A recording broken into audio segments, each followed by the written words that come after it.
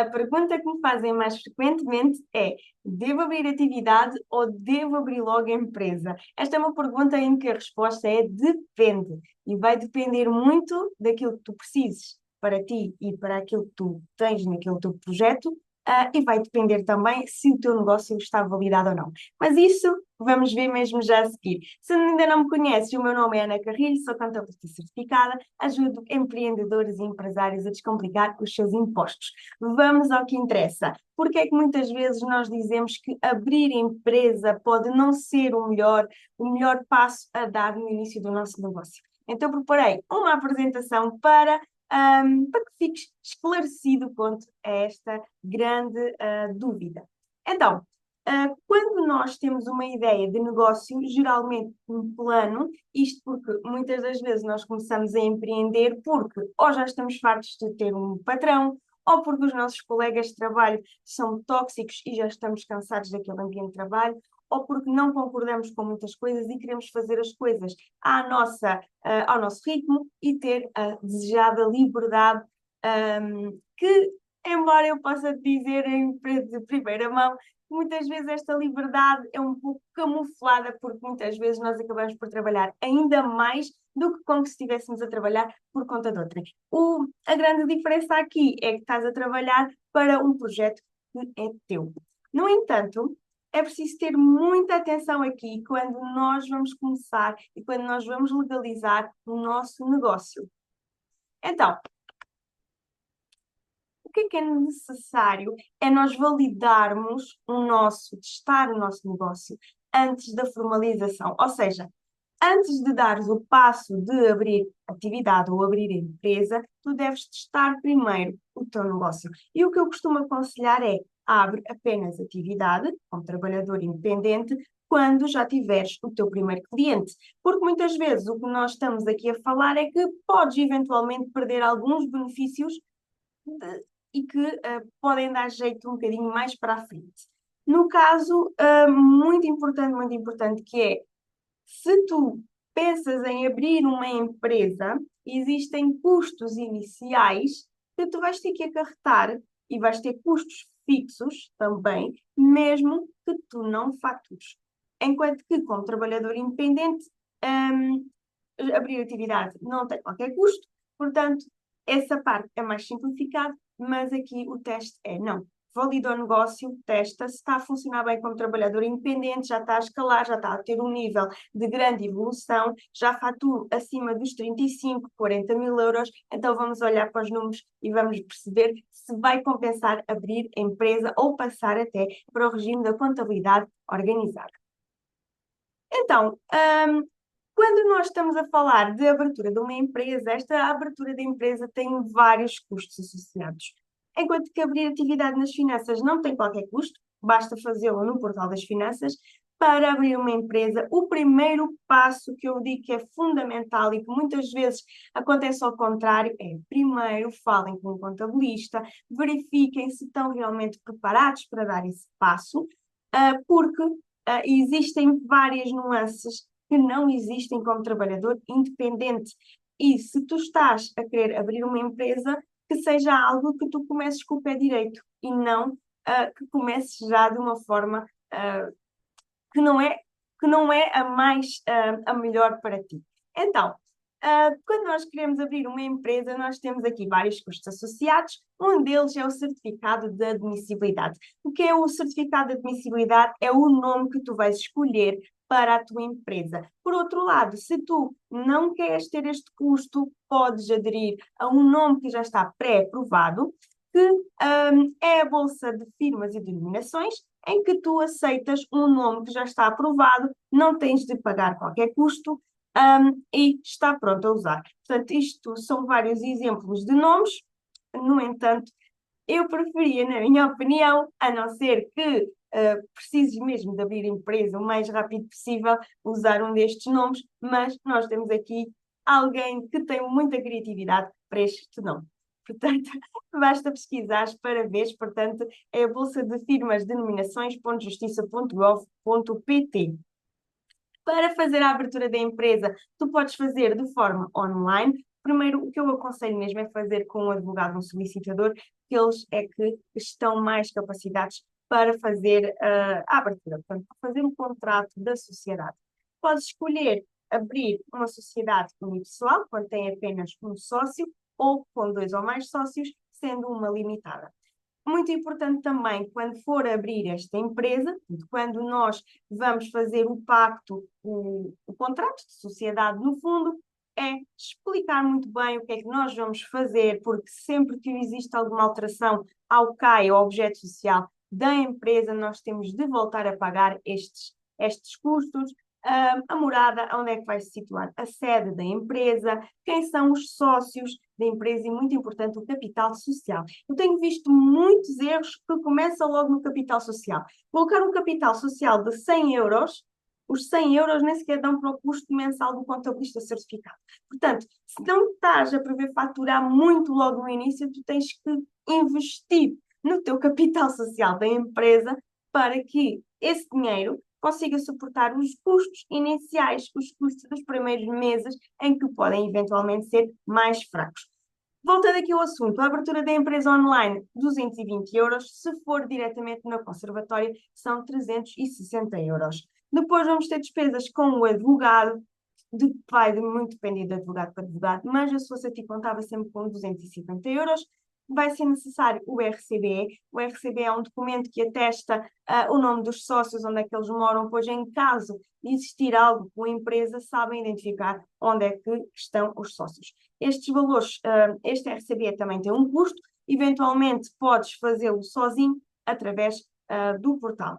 Depois tens o custo mensal do contabilista certificado, que anda sempre por volta, no mínimo 200 euros mais IVA. Portanto, estes são os custos que tu vais ter de ter, para além do capital social que vais ter de colocar na conta bancária da empresa. Primeiro temos esta parte de abrir atividade, aliás, de constituir a empresa, e só depois de nós termos a conta bancária, depois de já termos a empresa constituída e já ter o RCBE, temos a conta bancária, aí entra o contabilista certificado para abrir a atividade nas finanças.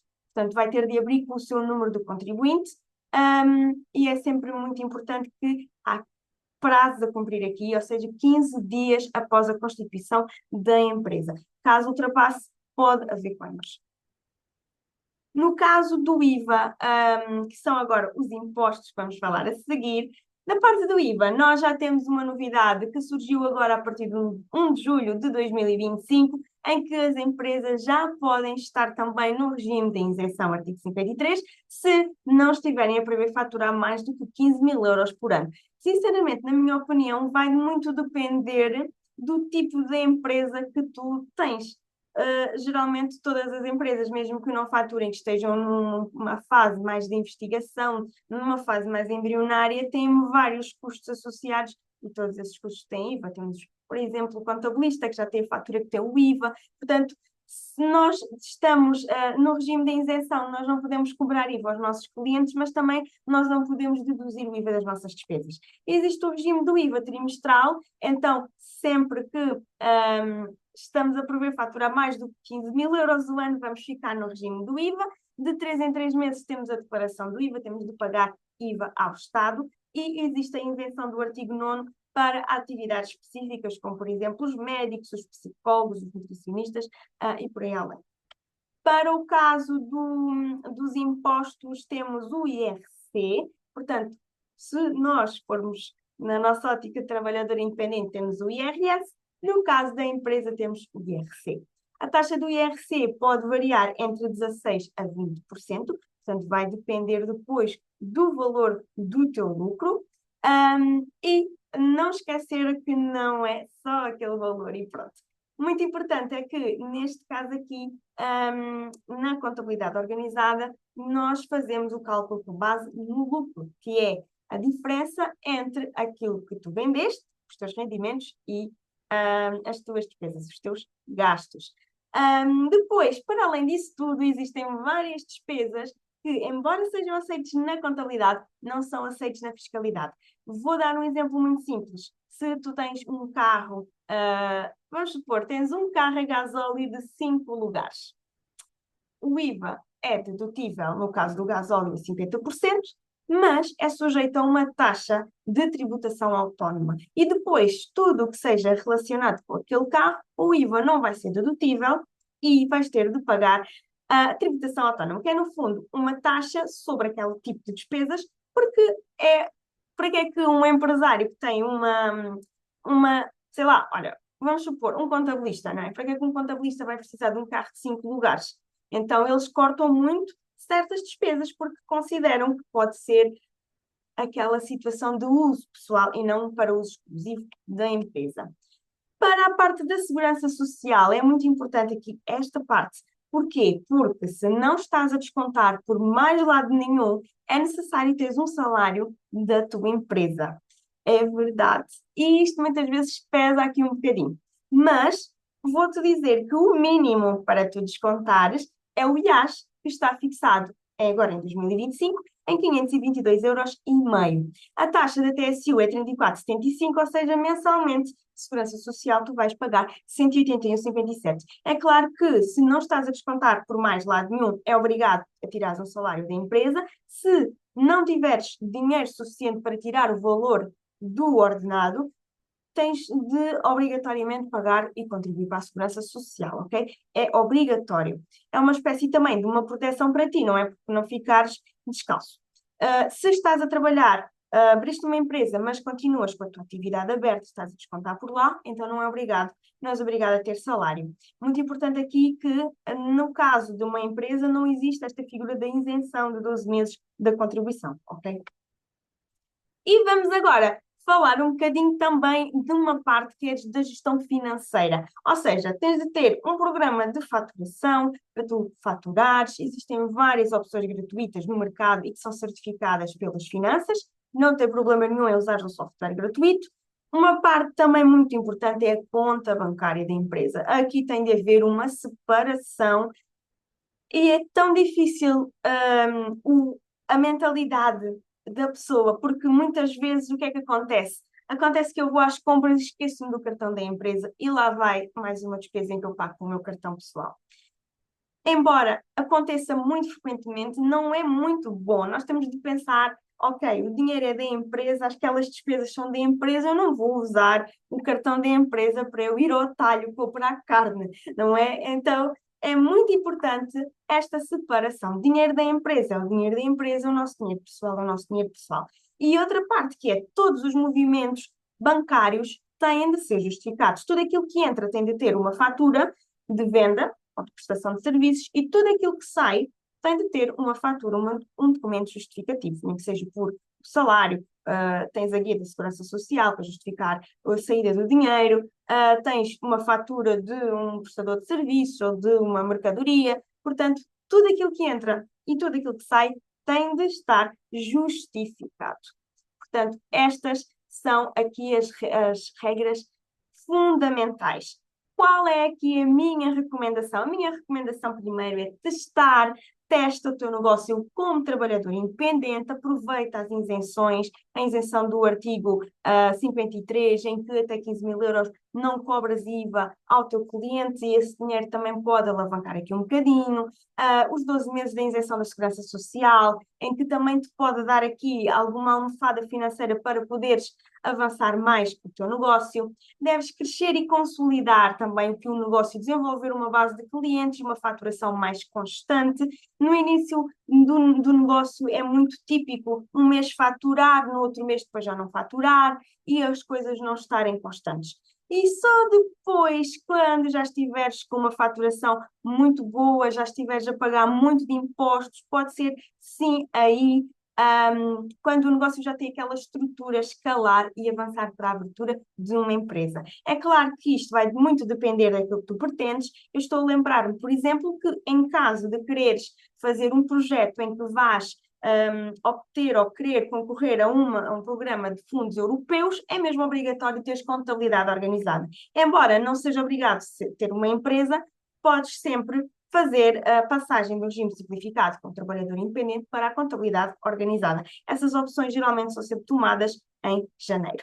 E espero que tenhas ficado elucidada sobre porque que muitas vezes abrir empresa não é a melhor opção. É claro que vai depender de mentalidade, daquilo que tu queres fazer, mas estes são os pontos fundamentais e eu espero muito que partilhes este vídeo com quem está naquele limbo se vai abrir atividade ou se vai abrir empresa, ativa o sininho e subscreve o canal. Muito obrigada por assistir a este vídeo.